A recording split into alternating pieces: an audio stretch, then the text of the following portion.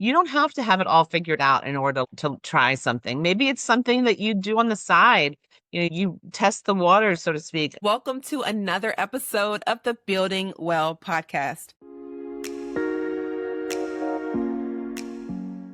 I'm your host, Amanda Magho, founder of Ahadi Creations, where I serve as a marketing consultant and partner for female founders, helping them push their brands forward through strategy when they need direction and implementation when they need reliable execution. I'm so glad you're here. This podcast is full of candid conversations with other female founders just like you who are sharing insights from their journeys while encouraging you to stay on yours. Let's dive in.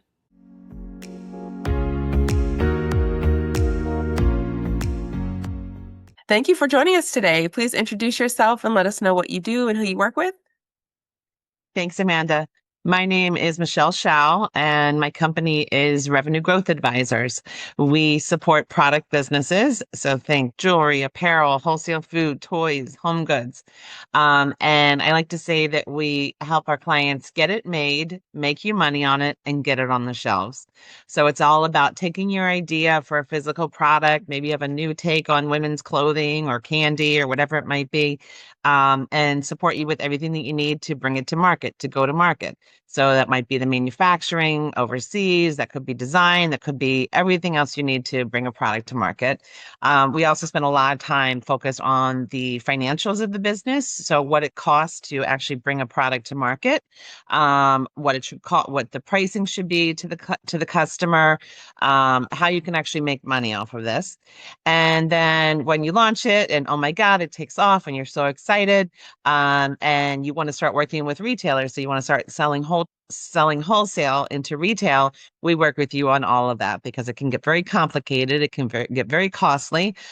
So we work with our clients to make sure that that's a successful part of their journey. And as far as my background is concerned, I like to say that I'm a bit of a retail nerd or a bit of a product nerd.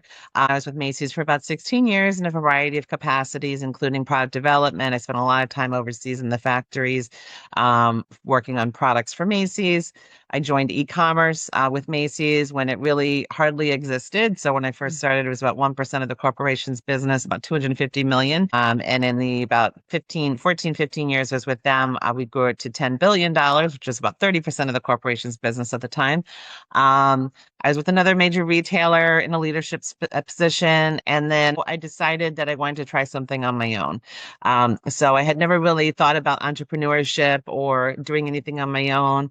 My father's an entrepreneur, and I saw what that looked like as far as the ups and downs and the challenges, and just really felt like it wasn't necessarily something I wanted to pursue, but I was really inspired. Okay. The people that you work with, how have you found most of them?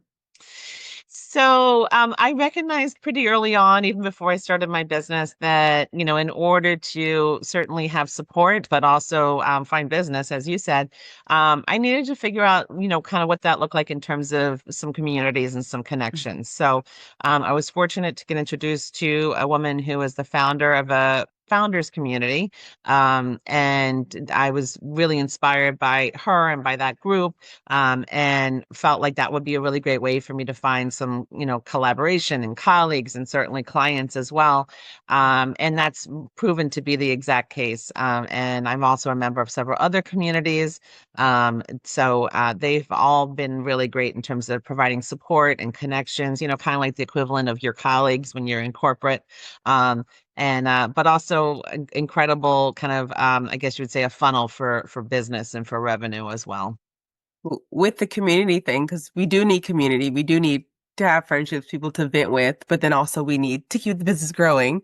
So what's your strategy when making relationships with people in community so that you can, still have friends, but then also still get clients at the same time? Yeah, that's exactly right. Yeah, at the end of the day, we all have to pay our bills, right? Yes. Yeah, it's, I kind of coined this term, and I'm sure it was inspired by someone or something I read, but this term called deliberate and selfless networking. And so it's this idea of, of course, I want my business to succeed and I want revenue and I want the business, but I also truly want everyone else's business to succeed as well. And so I really approach, every kind of interaction with a new person or with a new colleague, really through the lens of, how can I help you? How can I be of support? Who can I introduce you to? Oh, that's a really interesting idea, but have you thought about it this way? Or, in a friendly, loving way, like poking Yeah. holes in things for people. Um, and it's proven to be incredibly beneficial, not just for, the people that I help, that, when I meet someone, it's not about like, how can you help me or what can you do for me? It's about, first and foremost, like what connection do we have? How can we support each other? How can we serve each other? And then, later on, whether it be that potentially someone becomes a client or says, I don't think that your services are right for me, but I think you should meet so and so. Or have you thought about, I would love to have you speak at this event for us or that kind of thing. And that's been incredibly beneficial in terms of, again, not only expanding my connection and my network and the people that I can support, but also, serving my or, supporting my bottom line as well. Hmm. Okay, that's helpful. So yeah, community is important for sure. Regarding your marketing side of your business, what tasks would you love to get rid of, to hand off, just to be done Oh with? God. I think that we all have these like parts of our business or parts of what we do that we just like really don't like, you Hmm. know? And sometimes it's that you're not very good at it. And sometimes it's that you're like, I can do this. That's not a problem, but Right. it's just not something that I love doing. I would say probably for me, it's the follow-up. Is that's been a real challenge for me is, I meet a lot of people, I'm sure it's the same for you too, Amanda. I meet a lot of people, whether it being going to physical events. I right outside New York City, so there's a lot of events I go to. I do a lot of virtual things. I speak at events, like, so I meet a lot of people every week, every month, and I'm not the best at follow up, Mhm. so maybe we meet at an event and maybe I could support you, or maybe you could become a client, and sometimes I just let that drop and I'm not very good at that. So if there was some sort of like fairy goddess or fairy godmother that could just drop someone down to follow up with every single person, and as we know, it's not just following up once, it's following up Mhm. multiple Yes. times. It's like, Yeah. maybe we can't, there's nothing that we can do together or collaborate together on today, but maybe in 3 or 4 Hmm. months there. And so Yes. maintaining that kind of relationship and maintaining some level of follow-up. So I'm getting better at it. I'm leaning into it both in terms of, better use of my CRM and Yeah. really Hmm. implementing AI in different ways in my business. So, Absolutely. but that would be probably the thing that I would love to outsource, or just, not have to need it all. That would be amazing. Yes, I agree. I have something to do today, actually. Yeah, yeah. Yeah. What CRM do you use? I use Go High Level. Okay. And I have someone that supports me in terms of operations. So Okay. quite honestly, I am not technically inclined. Like Got what it. what should take me, an hour to set up some sort of, trigger and all that kind of thing, Mhm. probably takes him like 5 minutes. So thankfully, I really strongly believe in figuring out what you're better at than anyone else in the world, and then figuring out ways to outsource or get support for everything else, because everyone has their sphere of genius, what they can do and make it look so easy and so effortless. And those are what you should be focusing on, but all the other things, so for me, things like tech, things like automated triggers, all that kind of stuff, and that's not my sphere of genius, so I'm Okay. fortunate to have some support with that. Gotcha. I'm very much into tech, so that's my sphere, but I know that it's not everybody's for Yeah, sure. yeah, that's amazing. That's Yeah. amazing. Yeah, yeah. I love it. So, what are you using now to measure, okay, I'm being successful now. I'm doing good. What I'm doing is working. What's your indicator that you're using to show you that? Well, I guess I, there's the quantitative and then there's the qualitative.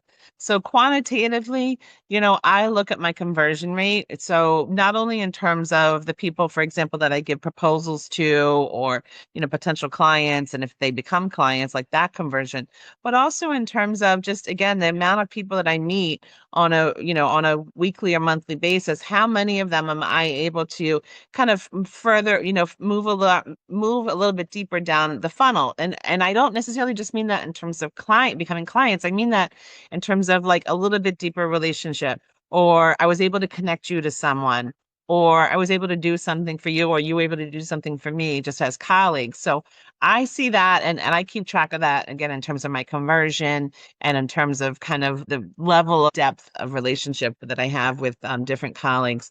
Um, in terms of also like qualitative, because it's not just the numbers that tell us how successful we are or how we feel about our business. It's also how you like emotionally feel about it or mentally feel about it. Yeah, I think that, I'm sure, Amanda, this is the case for you and, all your listeners as well, is like, there are moments when you're in your business, or for that matter, when you're just in your job, where you feel like you're killing it and you feel like you're loving what you're doing and you feel like you're really making a difference, or your revenue is incredible. And then there are moments where you feel like you just like it is a slog.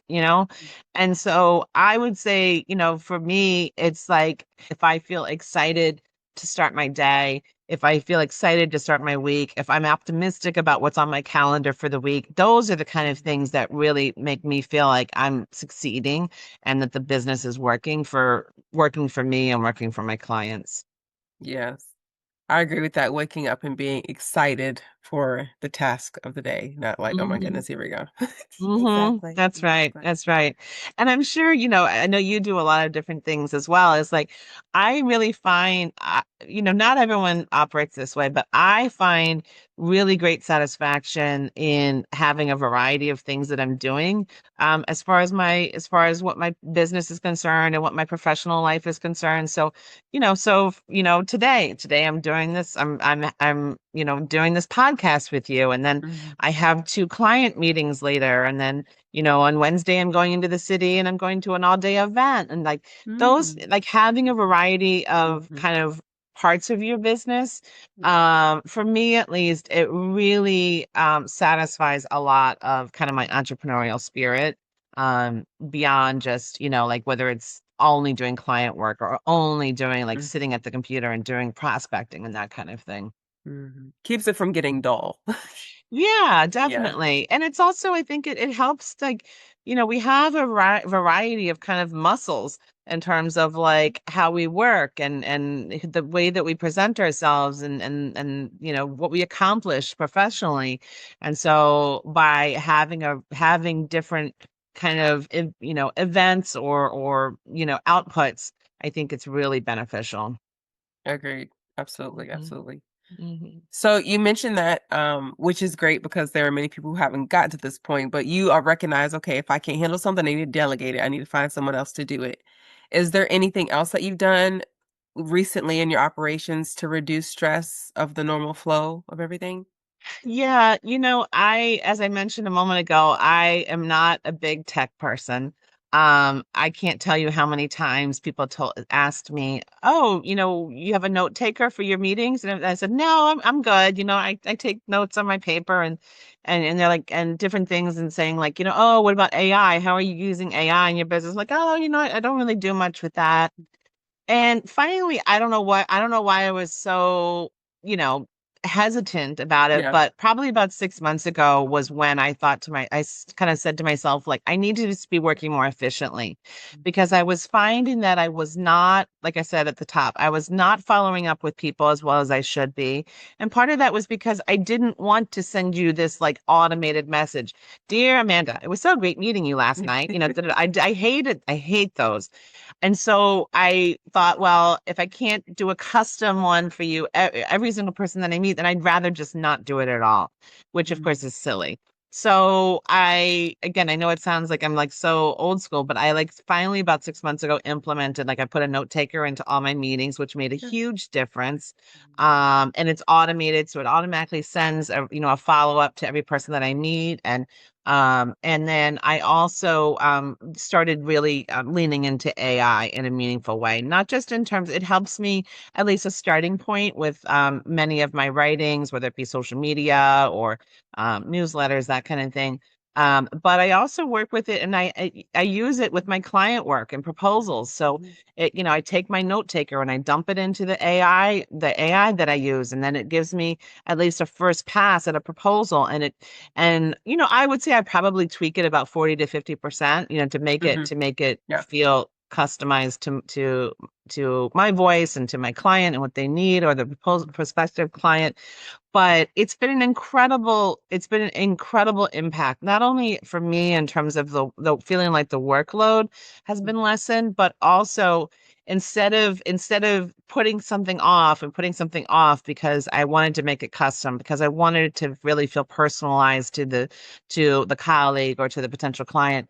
Now I'm able to get that done really quickly and move on to the next phase, which is hopefully, contract phase with a client, or hopefully, the next phase with a colleague of how can I help you, and introducing you to someone, or, bringing you to an event, that kind of thing. So that's made a huge, huge difference for me is, again, I know I'm late to the party, but was just, finally embracing technology and AI in a way that felt meaningful Yeah. and impactful for me.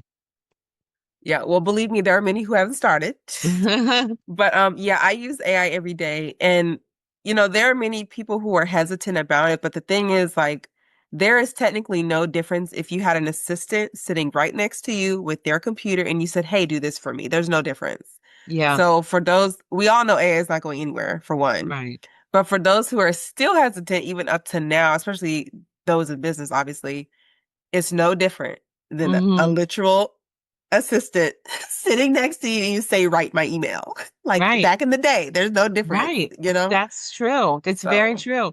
You're yeah. absolutely right. Even to the point that, a lot of people that have really leaned into this, they call their AI agent their team member, Yeah, and exactly. they name Yeah. them. Yeah, I named, exactly. I have one right now. I've named her, there's a colleague that I have. I think she has half a dozen that do different things. She's got a marketing team member, she's got an admin team member. All of them have different names. And she'll say, like, oh, Susie's going to follow up with you. And Susie Exactly. is the AI agent, of course, so yeah, it's incredible. I think you're absolutely right. Like sometimes people are hesitant because they feel like it's not personal, or it's not, or it's somehow, I don't know, they maybe think it's the easy way out or something. I'm not sure, but you're absolutely right. That's right. Absolutely. Yeah. We have to take advantage. I know, Absolutely. I know, I know. There are plenty of people that have gone already to like 7 and 8 figure revenue, and they literally do not have a single W-2 employee, you know? Yep. And so if that's the case, you have to figure out how to work smart, and you have to figure out how to work productively. And so really embracing an AI agent, or, AI, as far as like, team members, is really very, very smart. Absolutely. So outside of business, what are you juggling behind the scenes? So I am the mother to two beings. One is an 11-year-old daughter, and the other is a 2.5-year-old wild golden retriever. And I say it like that because, quite honestly, depending upon the day, the dog is more trouble than I don't mean trouble. Yeah, The dog can got be you. more challenging than the girl can. But yeah, I've been married for about 14 years now. I was a later in life mother, so Okay. I was very happy and very single for a very long time in Manhattan. And then I met my husband, and we had my daughter. So I spend a lot of time with her, with them. She was actually at sleepaway camp for 5 weeks up here in the New York metro area. Sleepaway camp's a big thing. So she was Oh, at sleepaway camp for 5 weeks, which is nothing I never was part of that. Neither was my husband, but so she came back, and like last week we didn't have any plans, so I called it mom camp. So we went and did oh, a whole bunch of different things, and I took her to like a day spa for a day, and we just did ooh. different things, a lot of fun stuff. And so yeah, spent a lot of Like time with her. like a staycation type thing. Yeah, exactly. It Okay. was a That's staycation, nice. and So yeah, we do a lot of things together, as a family. I was big into theater like in high school and college, and Mm. so I love to do, I love to see live music and live theater. We do a lot of that. I'm on a health journey, so that takes a lot of my time, whether it be like preparing healthy meals or, getting exercise in. So that's been really that's really important to me. I also spend a lot of time and money, impacting as far as nonprofits are concerned. So those are things that are really important to me. Okay. So the health journey you mentioned, are you open to expounding on that? Yeah, Like what you're doing and why and all that yes, stuff? I have struggled with my weight for most of my adult life. And at different points I've been really successful at it, and other points not as much. And I reached an age about a year and a half ago where I really just felt like I was like my body felt older than I really was. Yeah. So it wasn't about so much like how I looked or how I fit in my clothes. It just was, I felt like my daughter was like 9 at the time, and I was like, "Ugh, I don't feel great." And so, like so many people, I looked into and started GLP-1. I also, and sometimes people don't really understand what that means. And it's not just about like eating less. It's about how you eat, what you eat. It's about being active. It's about, there's a lot of really incredible, positive impacts with that. I've been on it for about a year. I've lost a good amount of weight. But it's been not just about losing the weight or fitting into a smaller size. It's about my body feels so much healthier and my mind feels so much healthier as well. And they've definitely said that there's correlations between GLP-1 use and your mental facility, and your motivation and just everything. So for me, I wanted to be healthy for my daughter. It's just this is like the next phase of my life, or like how I treat my life and treat my body.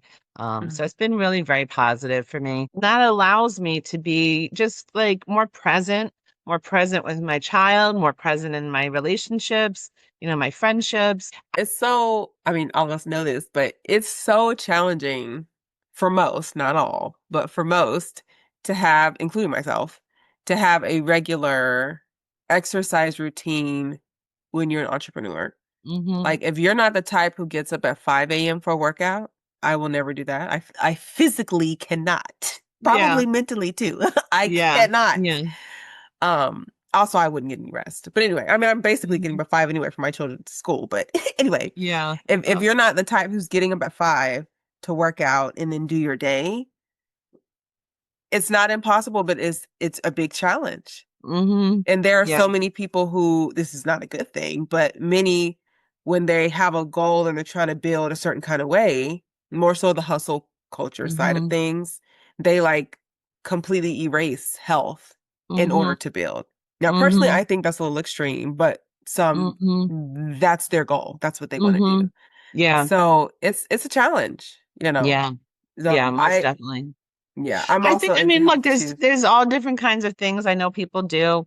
Like I know a lot of people have stand-up desks, so they're like, Yeah. they're on every meeting, and they're walking, they're getting their steps in. I know a lot of people, they just like they'll take 30 minutes at lunchtime and they just walk, walk the dog, or like walk for half an hour or whatever.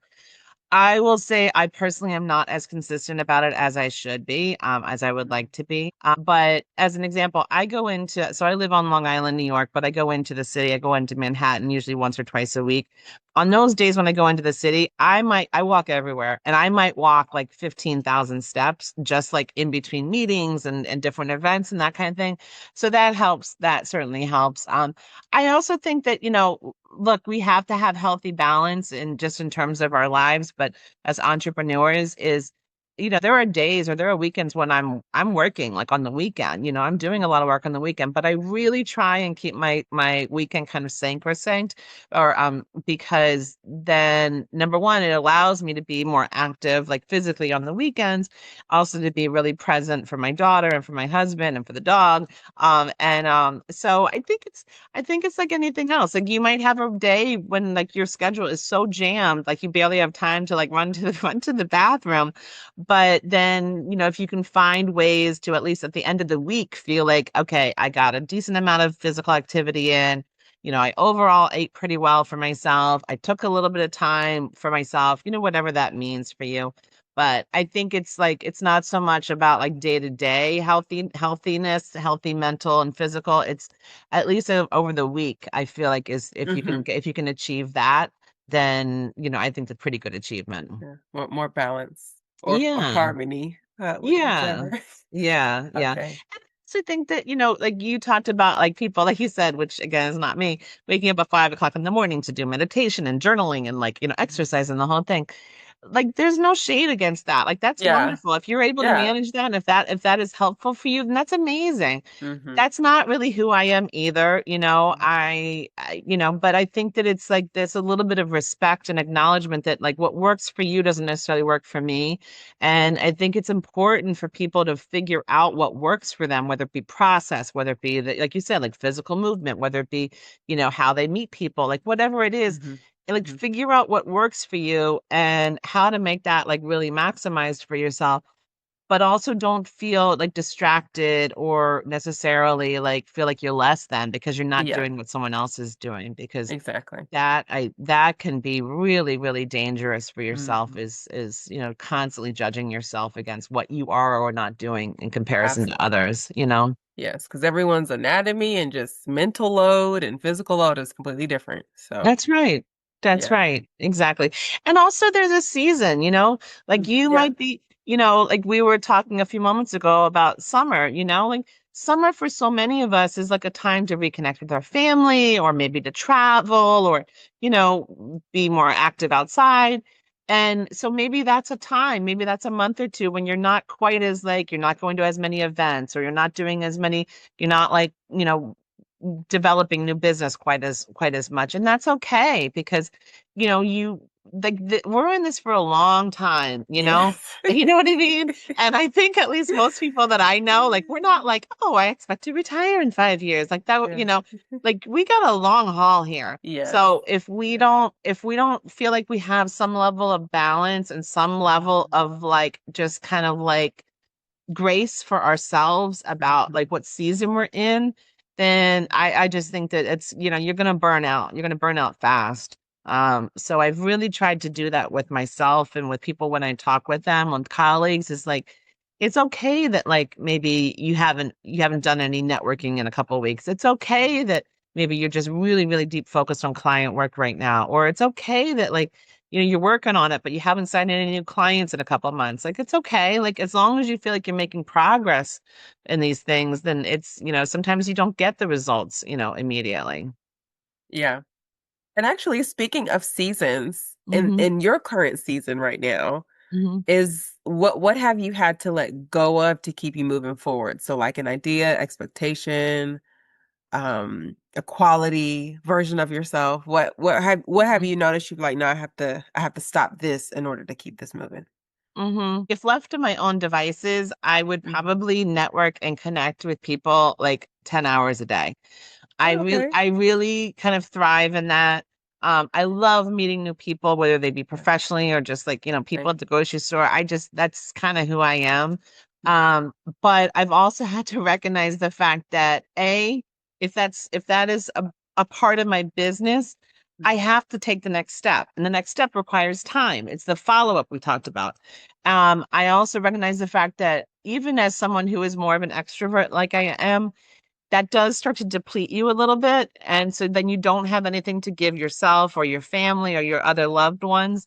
So I would say the thing that I had to kind of recognize and adjust and give up on a little bit is this idea that I have to pick my spots in terms of where I spend my time. So I get invited to so many networking events and so many like in-person events and so many, and they all look amazing, Mhm. but I had to recognize the fact that I can't do everything. I still, at the end of the day, have to do my client work that pays my bills. I have to do business development for myself, to find new business.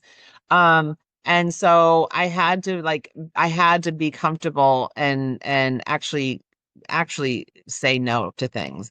And that was something that was hard for me, because like you would invite me to something and I really want to come. I want to support you. I thank you so much for thinking of me.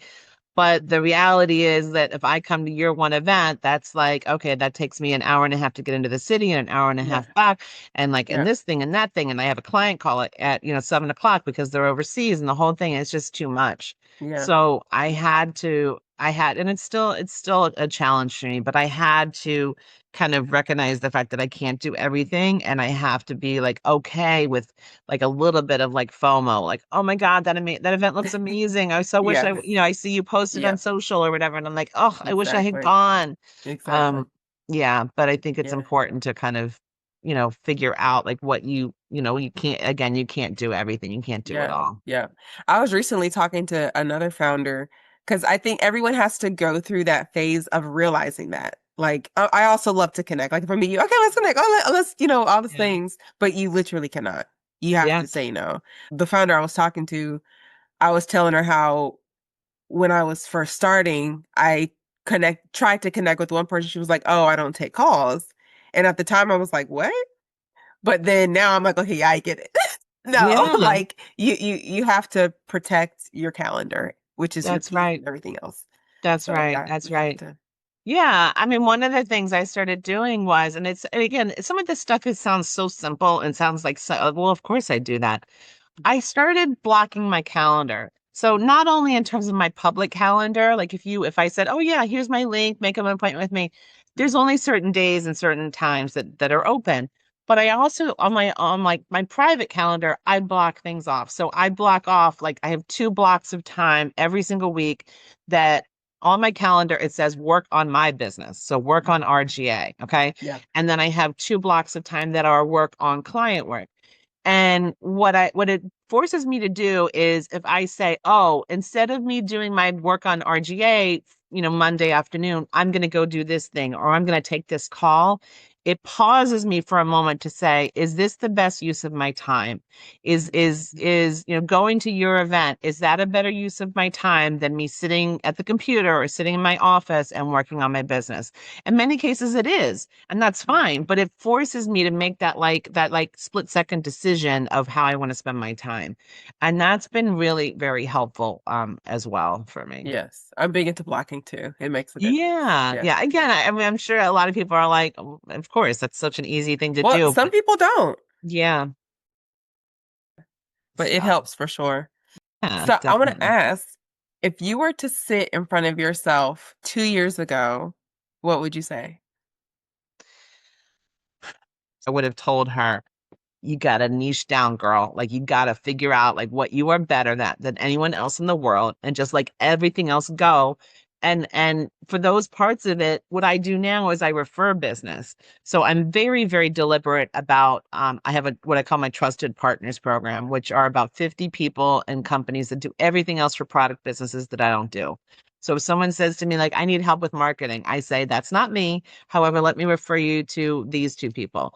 I'm just helping other people with those Mhm. opportunities, instead of just faking it, so to speak. Yeah, yeah, staying in your lane to be productive. Yeah. Yeah, that's exactly Mhm. right. That's exactly right. Mhm. And I'm sure you feel the same way. Like Mhm. there's parts of it you could do it. Mhm. Definitely you could do it, Mhm. but you're such Should you a do it? right, right. And you're such an incredible expert and so focused on what your niche is that then you really are like better at it than anyone else. And it also like you feel good about what you did or what you're doing, Mhm. you know? Mhm. Mhm. What does an average week look like for you? So you do blocks scheduling too. I do that, but what does like an average week look like? Well, it can vary pretty wildly. Like I'm thinking of this week, for example. So we'll finish this podcast. This afternoon is really focused on client work. One of my clients right now is overseas in Asia. So, for example, I'm taking a client call at 7 o'clock tonight. I go into the city, like I'm going to the city on Wednesday and Thursday for events. One is an event at one of the communities that I'm a member of at Luminary, and then Thursday is I'm a member of a small networking group, and we meet once a month in the cities. I have several clients that I work with currently, and so it's those kind of meetings, that kind of thing. You work Monday through Friday? Yeah. Work Monday Okay. to Friday. I work here in my house, usually a couple days a week, and then I usually go into the city. I work at a co-working space, Okay. so I'm there.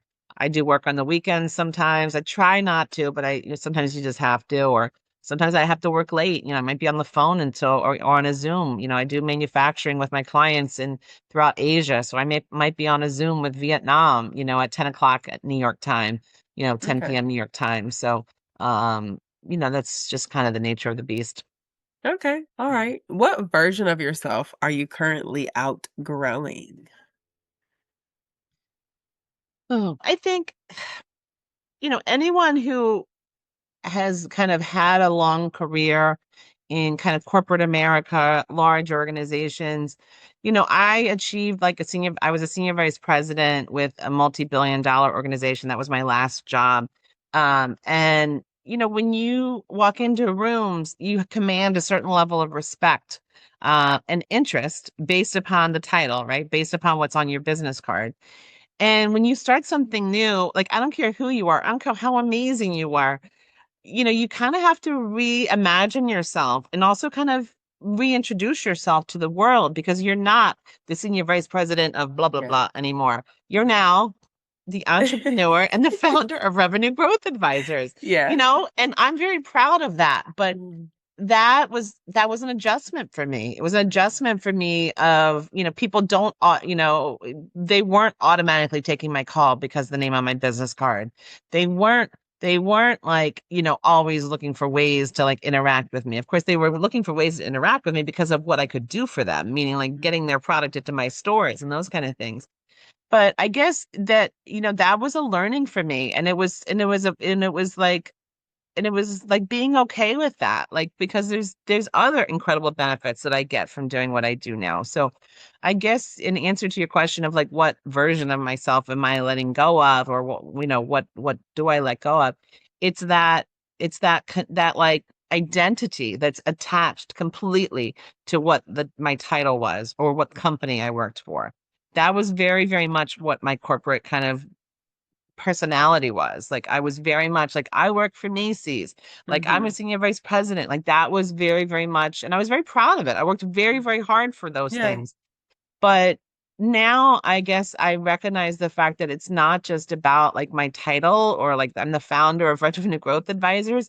It's like I'm really, really proud of the impact and of the results and of just the relationship that I have with everyone that I've really built over these past 3 years. And that's a very, very different place. Like it's a very different Yeah. place to be proud of and to like stand firm in Mm. like what you do and how you do it and what you do as opposed to like who you are, meaning like the title on your The card. time. You Yep. know what I Yeah. mean? Yes. Yes.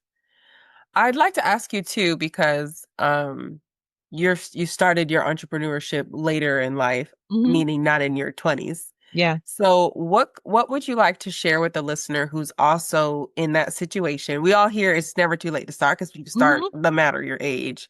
Yeah. But what encouragement can you give to someone who's in that same boat? Like, should I even start this? Or who have just started and they're like, okay, what can you say to keep them going when they're starting later? So I, definitely I absolutely agree with you. Like it's never too late. There are people like there's all these like famous examples of, like Colonel Sanders or like or people that like they started some entrepreneurial thing, in their 70s and such. Yep. So it's never too late. I would say, a couple of things. One is don't feel like you have to have it all figured out in order to launch something. So I know so many people that are so successful at they spend months, if not longer, like building a business plan and figuring out their niche and like how they're going to get the business and like building all their systems and their process and their operations. And they do all of this before they even kind of like announce that that they have their business and they're still probably working their full-time job. That wasn't really what I did. I just, through a whole bunch of different circumstances, I started my business like on the lark, honestly. I was like, I'll do this while I interview for full-time jobs. And so I did not have a business plan. I did not have process. I did not have a CRM. I did not have, I Mm-hmm. didn't I didn't have a business bank account. I didn't have anything. I mean, I had an email address and I joined a membership community. That was like my two things that I did. Um, so my point is like you don't have to have it all figured out in order to try something. Maybe it's something that you do on the side. You test the waters, so to speak, while you still have your full-time job. So you have some security in terms of still having, a paycheck and a 401k and the whole thing. Um, maybe it's something that you feel like it doesn't feel good to you. It doesn't feel like you can handle it on your own. So maybe you start something as a co-founder. Hmm. I have a friend who just over the weekend reached out and he wanted to talk about how he's starting something, and he's doing it with someone that he's known a long time, a colleague, and they're doing it together. So there's a real sense of like kind of like connection and security, or at least like collaboration with having a co-founder. The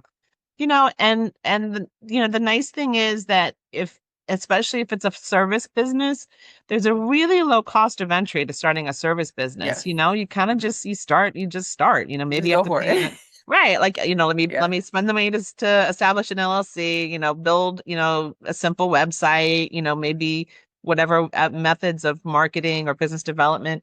It's not, you don't have to put a lot of money into it. Hmm. Versus if you were like, I'm going to start a restaurant. Well, Yes. that could be millions of dollars, to Yes. open your restaurant. So I would say just, don't feel like you have to have it figured out in order to say I started a business. Some of it you just build as you go, and some of it you build it and you think that that's what it should be or how it should look or how it should function or whatever it might be. And then you get into it and then 6 months or a year down the road, you're like, ugh, this is not what it is. For me, like that was my website. I built a website just to have a website. And then about a year later, I was like, oh, I hate my website, and that's okay. I redid my website. I redid my logo. I redid so much. But I started with something. You have to start with something. Hmm. So don't, it's scary. It can be very scary. I'm very, very fortunate. I'm married. My husband, he has the corporate job and he has the health insurance and the whole thing. So, Hmm. that makes it easier or at least a little bit less scary. Yeah. Yeah. Okay. Well, thank you for that. So now it's time for the last segment as we wrap up the episode. It's a rapid round of questions called Beyond the Build. So Okay. it's to get to know you as the woman you are outside of business. So the goal is to answer each question in 3 seconds or less. Jeez. Okay. Okay. Okay, you ready? Okay, I'm ready. Okay. Favorite way to recharge? The mindless TV. Okay. Mountains or the beach? Oh, beach, definitely. Okay. What app do you use the most on your phone? TikTok. Okay. What I food can't watch. I never post, but I watch. Okay, okay. What food can't you live without?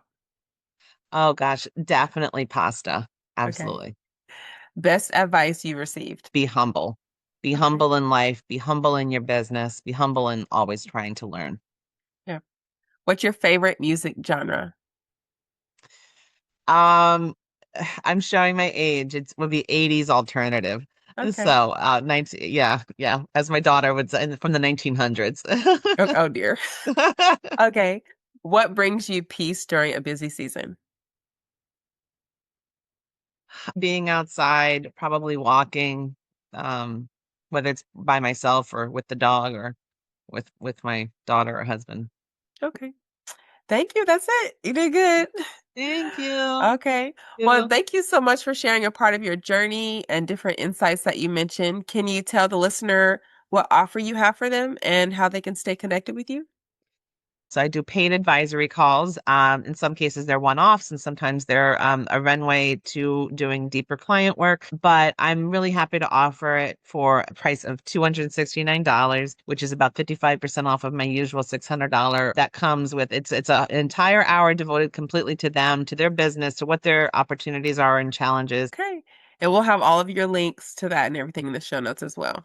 Great, wonderful. Okay. Thank you so much. Thank you so much, Amanda. This was great. Really Okay. appreciate it. Thank you so much for tuning into today's episode. The links to connect with today's guest and any other links mentioned during this episode can be found in the show notes below, as well as by visiting ahadicreations.com/podcast.